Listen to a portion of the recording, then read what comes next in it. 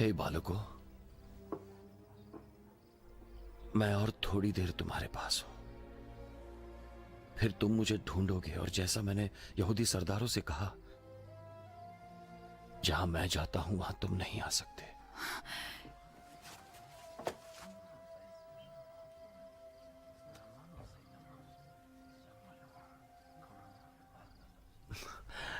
मैं तुम्हें एक नई आज्ञा देता हूं, एक दूसरे से प्रेम रखो। जैसा मैंने तुमसे रखा है वैसा तुम्हें भी एक दूसरे से प्रेम रखना है। यदि आपस में प्रेम रखोगे तो इसी से सब जानेंगे कि तुम मेरे चेले हो। तू कहां जा रहा है प्रभु? जहां मैं जाता हूं अभी तू मेरे पीछे नहीं आ सकता, परंतु इसके बाद मेरे पीछे तू आएगा। हे प्रभु, अभी मैं तेरे पीछे क्यों नहीं आ सकता? मैं तेरे लिए अपना प्राण दे दूंगा। क्या तू मेरे लिए अपना प्राण देगा? मैं तुझसे सच सच कहता हूं, मुर्गा बांग देने से पहले तू 3 बार मेरा इनकार करेगा। तुम्हारा मन व्याकुल ना हो, परमेश्वर पर विश्वास रखो और मुझ पर भी। मेरे पिता के घर में रहने के बहुत से स्थान हैं।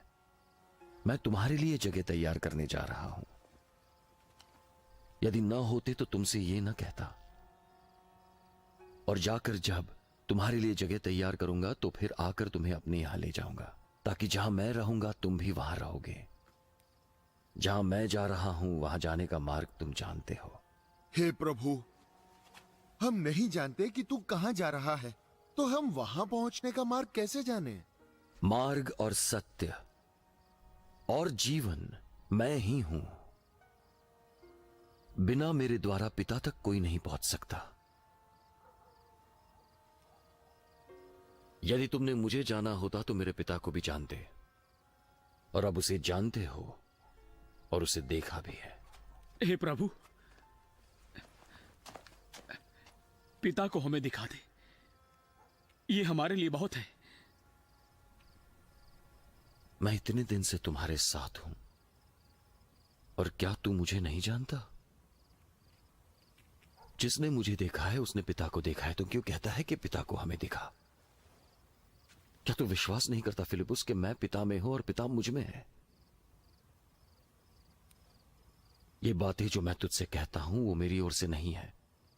पिता जो मुझ में है अपना काम करता है। मेरा विश्वास करो कि मैं पिता में हूं और पिता मुझ में है, नहीं तो कामों के कारण विश्वास करो। मैं तुमसे सच सच कहता हूं कि जो मुझ पर विश्वास रखता है ये काम वो भी करेगा, वरन इससे भी बड़े बड़े काम करेगा, क्योंकि मैं पिता के पास जाता हूं। जो कुछ तुम मेरे नाम से मांगोगे वही मैं करूंगा, कि पुत्र के द्वारा पिता की महिमा हो। यदि तुम मुझसे मेरे नाम से कुछ मांगोगे तो मैं उसे करूंगा।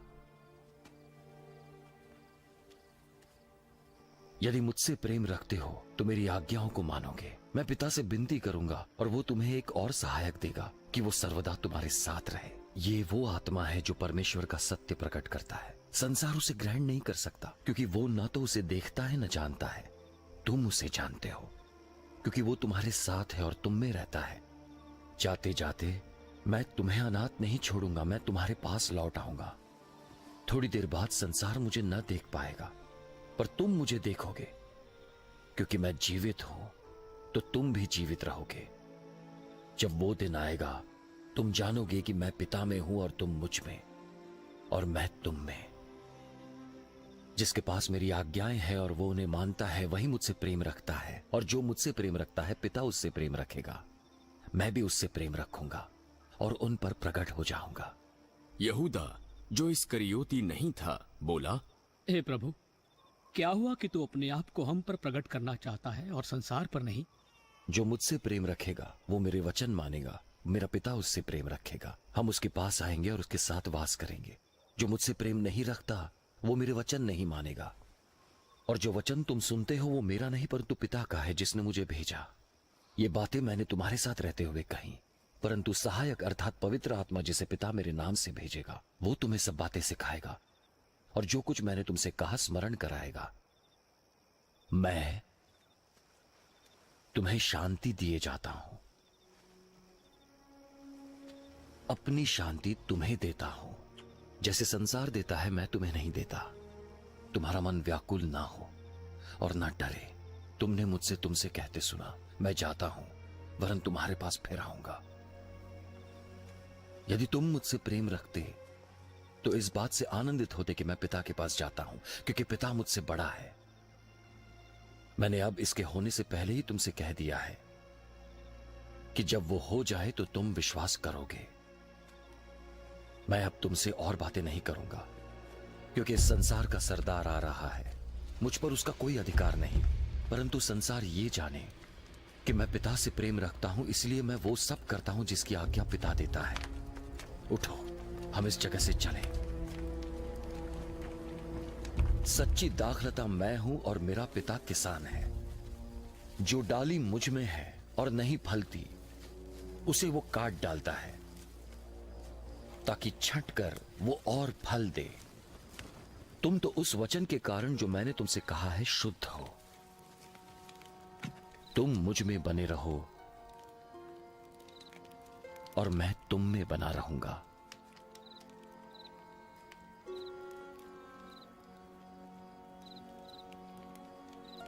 डाली अपने आप में फल नहीं दे सकती। वो तभी फलेगी जब दाखलता में बनी रहेगी। उसी प्रकार तुम भी फलोगी नहीं जब तक मुझ में न बने रहें। मैं दाखलता हूं और तुम डालियां हो। जो मुझ में बना रहता है और मैं उसमें, वो बहुत फल फलता है, क्योंकि मुझसे अलग होकर तुम कुछ भी नहीं कर सकते।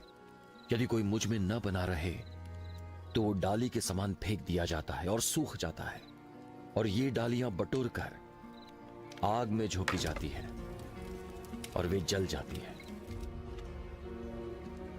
यदि तुम मुझ में बने रहो और मेरा वचन तुम में बना रहे, तो जो चाहे मांगो वो तुम्हारे लिए हो जाएगा। मेरे पिता की महिमा तुम्हारे फल लाने से प्रकट होती है, तभी तुम मेरे चेले ठहरोगे। जैसा पिता ने मुझसे प्रेम रखा, वैसा मैंने तुमसे रखा। मेरे प्रेम में बने रहो। यदि तुम मेरी आज्ञाओं को मानोगे तो मेरे प्रेम में बने रहोगे, जैसे मैंने पिता की आज्ञाओं को माना है और उसके प्रेम में बना रहता हूं। मैंने ये बातें तुमसे इसलिए कही हैं कि मेरा आनंद तुम में बना रहे और तुम्हारा आनंद पूरा हो। मेरी आज्ञा यह है कि जैसा मैंने तुमसे प्रेम रखा, तुम एक दूसरे से रखो। और इससे बड़ा प्रेम नहीं कि तुम अपने मित्रों के लिए अपना प्राण दे दो। तुम मेरे मित्र हो यदि मेरी दी हुई आज्ञाओं को मानो। अब से मैं तुम्हें दास न कहूंगा, क्योंकि दास नहीं जानता उसका स्वामी क्या करता है, परंतु मैंने तुम्हें मित्र कहा है, क्योंकि मैंने तुम्हें सारी बातें बता दी जो मैंने पिता से सुनी। तुमने मुझे नहीं चुना, मैंने तुम्हें चुना और तुम्हें नियुक्त किया कि तुम जाकर फल लाओ और तुम्हारा फल बना रहे, कि मेरे नाम से तुम पिता से जो कुछ मांगो वो तुम्हें देगा। तो फिर मैं तुम्हें आज्ञा देता हूं,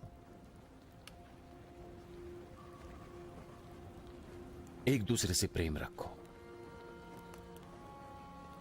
यदि संसार तुमसे बैर रखे तो याद रखो उसने पहले मुझसे बैर रखा।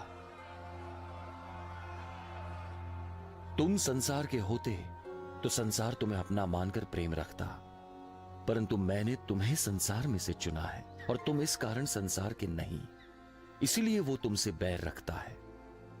मेरी बात को याद रखो, दास अपने स्वामी से बड़ा नहीं होता।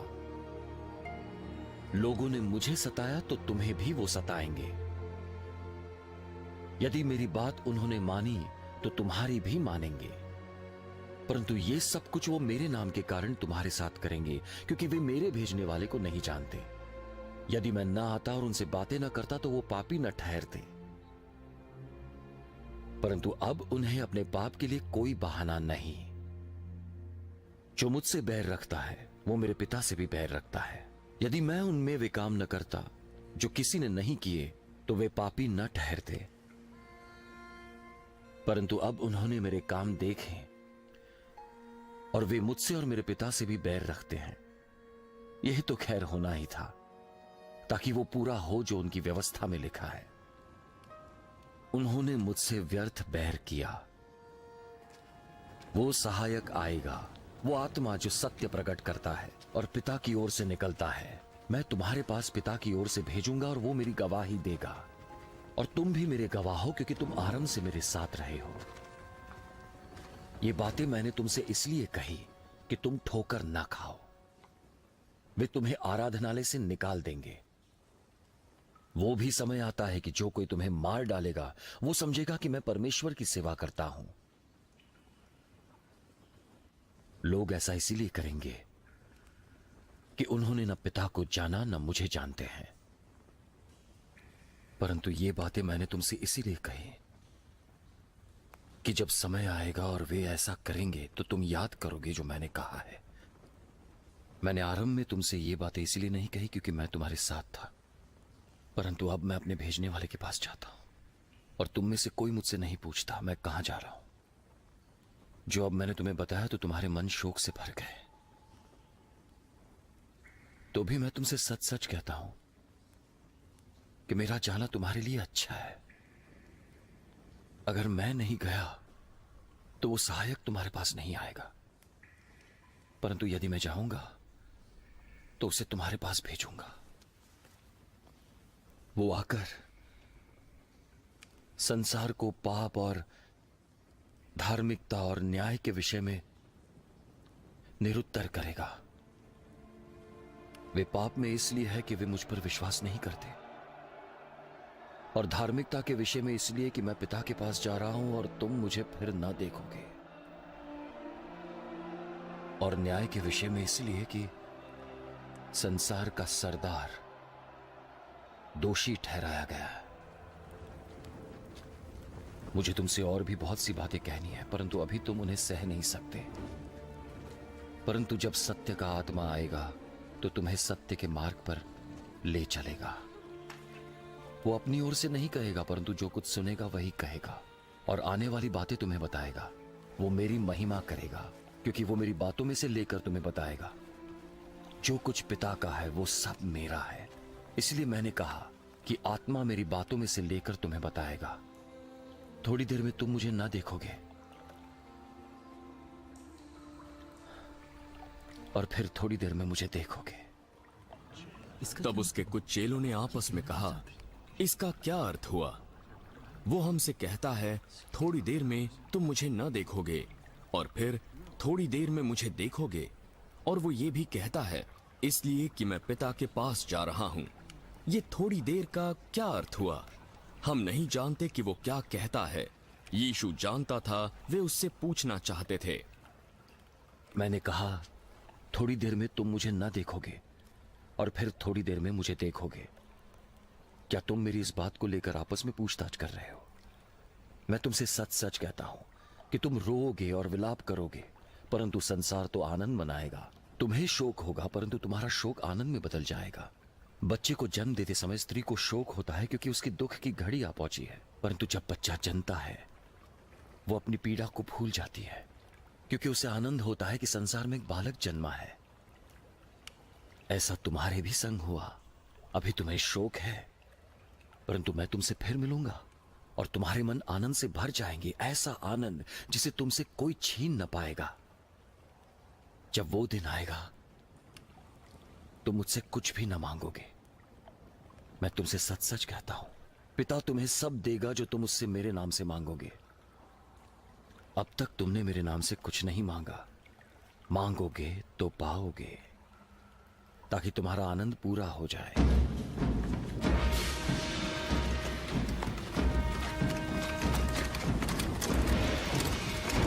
मैंने ये बातें तुमसे दृष्टांतों में कही हैं, परंतु वो समय आएगा जब मैं दृष्टांतों में नहीं बल्कि खोलकर तुम्हें पिता के विषय में बताऊंगा।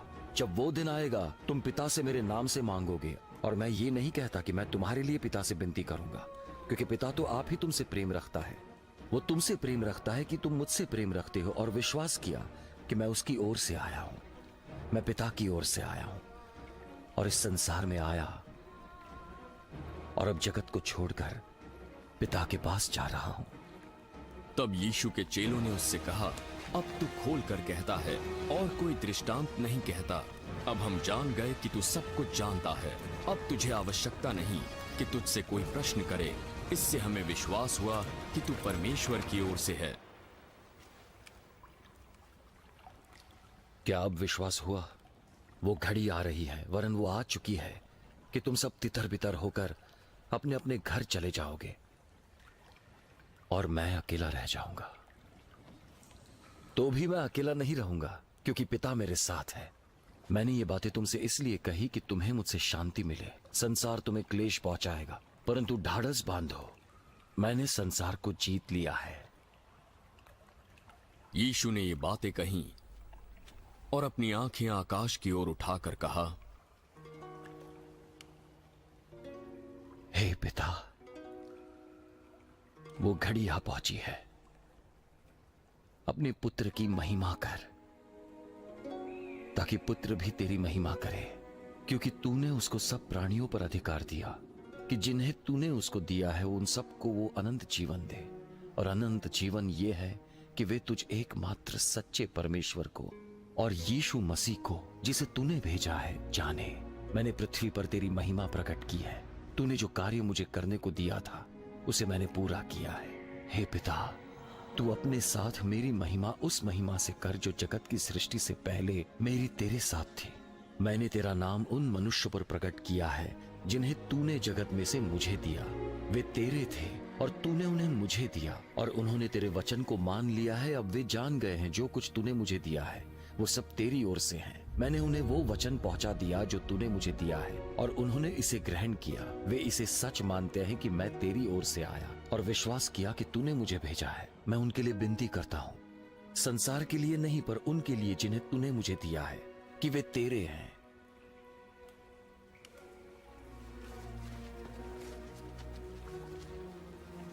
मेरा जो भी है वो तेरा है, और तेरा जो भी है वो मेरा है,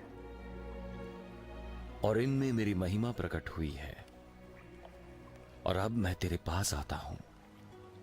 मैं जगत में न रहूंगा पर वे जगत में रहेंगे। हे पवित्र पिता, अपने नाम से जो तूने मुझे दिया है उनकी रक्षा करना, ताकि वे भी उस समान एक हो जाए जैसे हम दोनों एक समान हैं। जब मैं उनके साथ था तो मैंने तेरे उस नाम से जो तूने मुझे दिया है उनकी रक्षा की। मैंने उनकी चौकसी की, और विनाश के पुत्र को छोड़ उनमें से कोई नष्ट नहीं हुआ, ताकि पवित्र शास्त्र में जो लिखा गया है वो पूरा हो। अब मैं तेरे पास आता हूं और ये बातें जगत में कहता हूं कि वे मेरा आनंद अपने में पूरा पाएं। मैंने तेरा वचन उन्हें पहुंचा दिया है, और संसार ने उनसे बैर किया, क्योंकि जैसा मैं संसार का नहीं वैसे वे भी संसार के नहीं। मैं ये विनती नहीं करता कि तू उन्हें जगत से उठा ले, परंतु ये कि तू उन्हें उस दुष्ट से बचाए रखे। जैसे मैं संसार का नहीं वैसे वे भी संसार के नहीं है। सत्य के द्वारा अपने लिए तू उन्हें पवित्र कर। तेरा वचन सत्य है। जैसे तूने मुझे जगत में भेजा वैसे ही मैंने भी उन्हें जगत में भेजा, और उनके लिए मैं अपने आप को पवित्र करता हूं, ताकि वे भी सत्य के द्वारा तेरे लिए पवित्र हो। मैं इन्हीं के लिए ही विनती नहीं करता, परंतु उनके लिए भी जो इनके वचन के द्वारा मुझ पर विश्वास करेंगे। मेरी विनती है कि वे सब एक हो, जैसा तू मुझ में है और मैं तुझ में हूं, वैसे वे भी एक हो जाएं, जिससे संसार विश्वास करे कि तूने ही मुझे भेजा है। मैंने उन्हें वो महिमा दी है जो तूने मुझे दी है, कि वे वैसे ही एक हो जैसे कि हम एक हैं। मैं उनमें और तू मुझ में, कि वे सिद्ध होकर एक हो जाए, और संसार जाने कि तूने ही मुझे भेजा है, और तू मेरे समान ही उनसे प्रेम रखता है। हे पिता, जिन्हें तूने मुझे दिया है, मैं चाहता हूं जहां मैं हूं वहां वे भी मेरे साथ हो, ताकि वे मेरी महिमा को देखें, वो महिमा जो तूने मुझे दी है।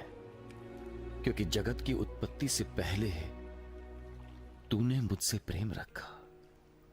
हे धार्मिक पिता, संसार मुझे नहीं जानता, पर मैं तुझे जानता हूं, और ये जानते हैं कि तूने मुझे भेजा है।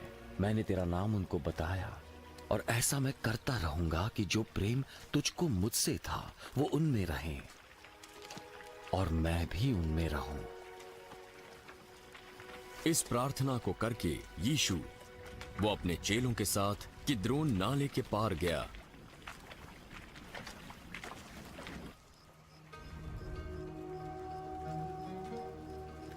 उस स्थान पर एक बारी थी जिसमें यीशु और उसके चेले गए।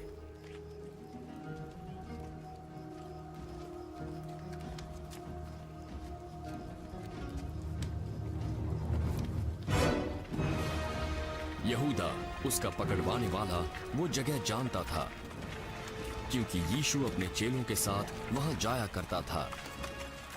तब यहूदा सैनिकों के एक दल को और प्रधान याजकों और फरीसियों की ओर से प्यादों को लेकर दीपकों और मशालों और हथियारों को लिए हुए आया।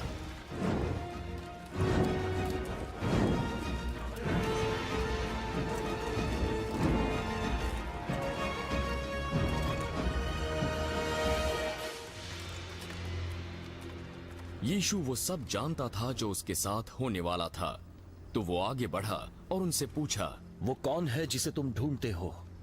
यीशु नासरी को। यहूदा जो पकड़वाने वाला था उनके साथ था। जब यीशु ने उससे कहा, वो मैं हूं, तो वो पीछे हटकर भूमि पर गिर पड़े।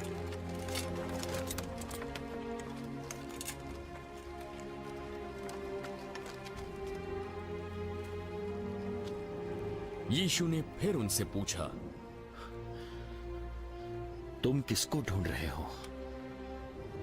यीशु नासरी को। मैं तो तुमसे कह चुका हूं कि मैं हूं।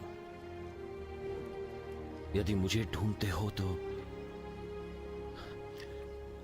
इन्हें जाने दो।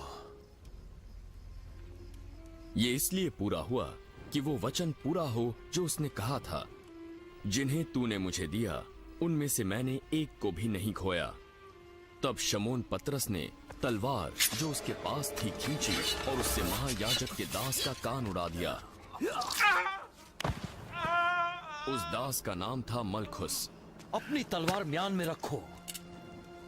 जो कटोरा पिता ने मुझे दिया है, क्या मैं उससे ना पीऊं?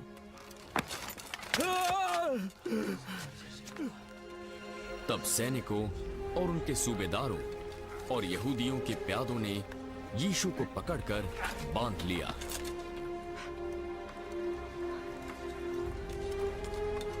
और पहले उसे हन्ना के पास ले गए, क्योंकि वो उस वर्ष के महायाजक कैफा का ससुर था। ये वही कैफा था जिसने यहूदियों को सलाह दी थी कि हमारे लोगों के लिए एक पुरुष का मरना अच्छा है।